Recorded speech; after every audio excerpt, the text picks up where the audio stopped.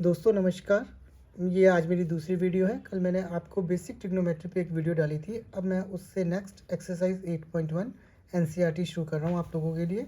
Question number 1 है जिसमें in triangle ABC right angle at B.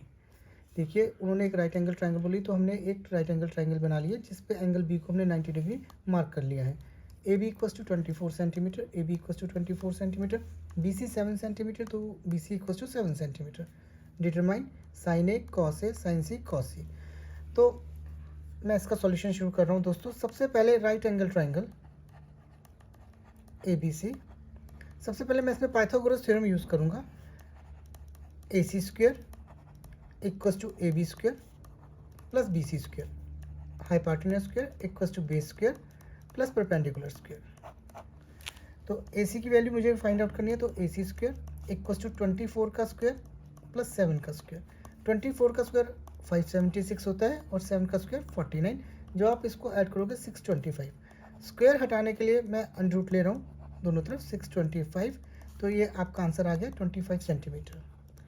अब इस क्वेश्चन के दो पार्ट हैं, तो जो दोनों पार्ट है, एक में मुझे साइन ए कॉस ए और दूसरे में साइन सी कॉस सी की वैल्यू फाइंड आउट करनी है। तो जो ये वैल्यूज़ रहेंगी ये तो यही रहेंगी दोनों पार्ट्स में। सिर्फ हम इसमें एंगल को चेंज करेंगे। जब वो मुझे साइन ए बोलेगा तो मैं इस एंगल को मार्क करूंगा। और हमने कल पढ़ा था given angle theta always lies between base and hypotenuse. तो इस केस में ये बेस हो गया है और ये हाइपोटेन्यूज हो गया है, और ये पार्ट है आपका बी और सी। ए बी की वैल्यू कितनी थी 24 सेंटीमीटर, हाइपोटेन्यूज कितना था 25 सेंटीमीटर, और बी सी था आपका 7 सेंटीमीटर। तो ये जो बी सी है ये क्या हो गया परपेंडिकुलर। सबसे पहले पार्ट में मुझसे मांगता है साइन ए की वैल्यू।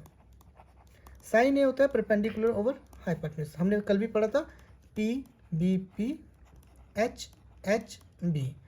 और मैंने आपको याद करने का एक आसान तरीका बताया था, पंडित बद्री प्रसाद हरि हर बोल सोना चांदी तोल। साइन का रेसिप्रोकल कॉसिकेंट, कॉस का रेसिप्रोकल सेकेंड, टेन का रेसिप्रोकल कॉट।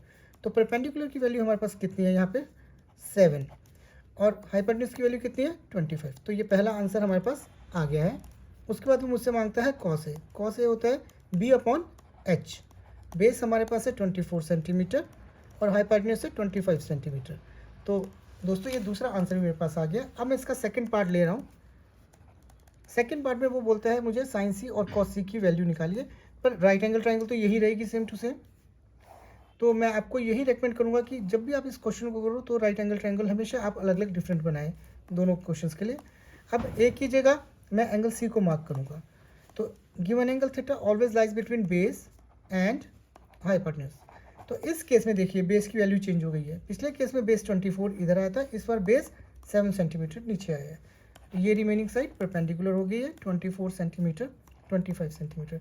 अब आप इन दोनों क्वेश्चंस में एक चीज़ पे गौर करेंगे या अच्छे ढंग से समझेंगे कि जो ट्राइंगल थी ए बी सी वो ए बी सी ही रही और वैल्यूज़ भी चेंज नहीं हुई है, सिर्फ हमारी बेस की पोजीशन चेंज हुई है और परपेंडिकुलर की पोजीशन चेंज हुई है।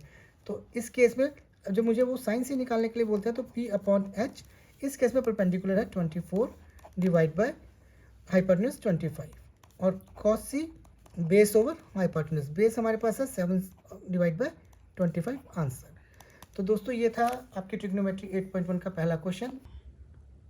दोस्तों अब मैं ट्रिग्नोमेट्री एक्सरसाइज 8.1 का क्वेश्चन नंबर 2 आपको बता रहा हूँ। क्वेश्चन में है in figure 8.13 find tangent P minus cot are.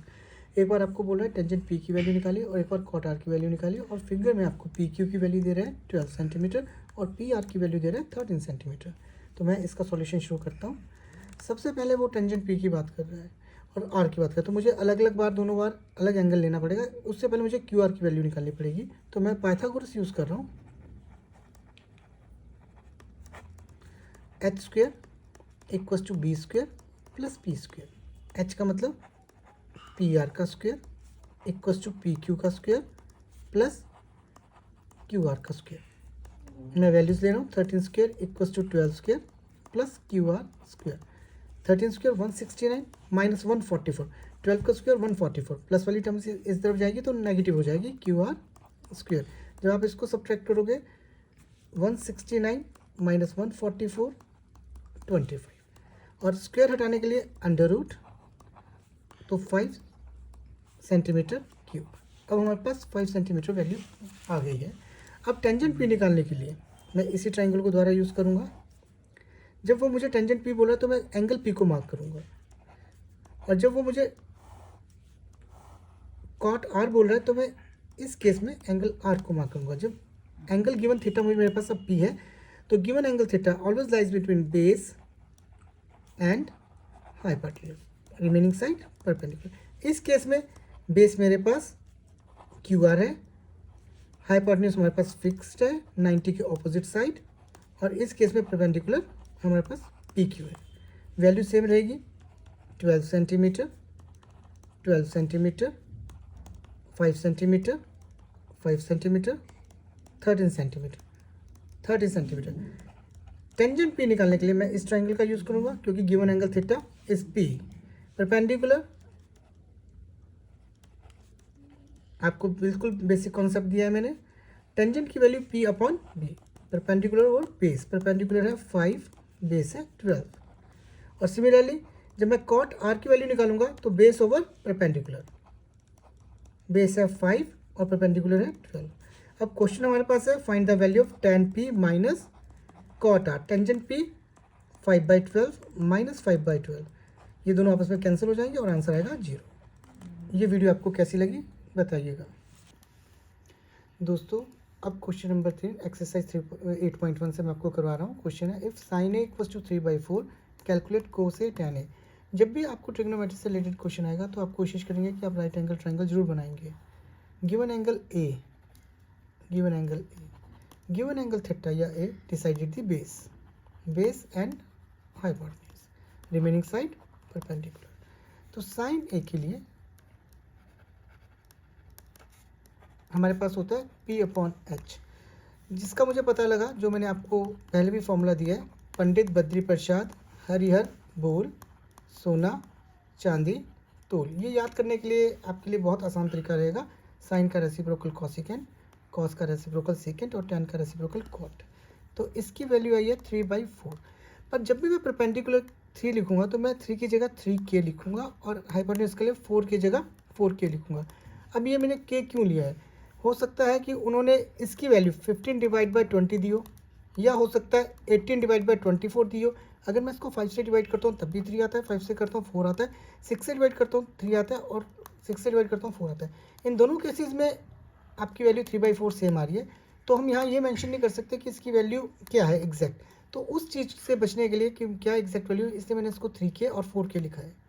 अब पाइथागोरस अप्लाई कर रहा हूँ। इस ट्राइंगल में CB square plus BA square equals to AC square, base square plus perpendicular square equals to hypotenuse square. CB square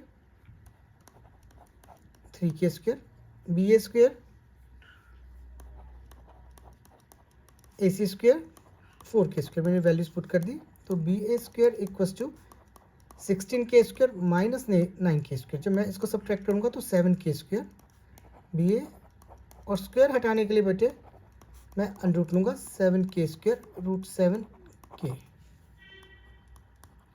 अब वो मुझसे बोलते हैं कॉस है, कॉस है आपका होता है बेस ओवर हाइपोटेन्यूज। बेस कितना है हमारे पास, root 7k divide by 4k, k से k कैंसिल हो गया, रूट 7/4। और टेंजेंट है परपेंडिकुलर ओवर बेस, परपेंडिकुलर हमारे पास कितना है 3k divide by root 7k, 3 divide by root 7। मैं इस क्वेश्चन में रैशनलाइजिंग करूँगा। मैं आपको यही सजेशन करूँगा कि आप कभी भी डिनोमिनेटर में अंडरूट ना रखें। 3 root 7 divide by root 7 to 7 answer.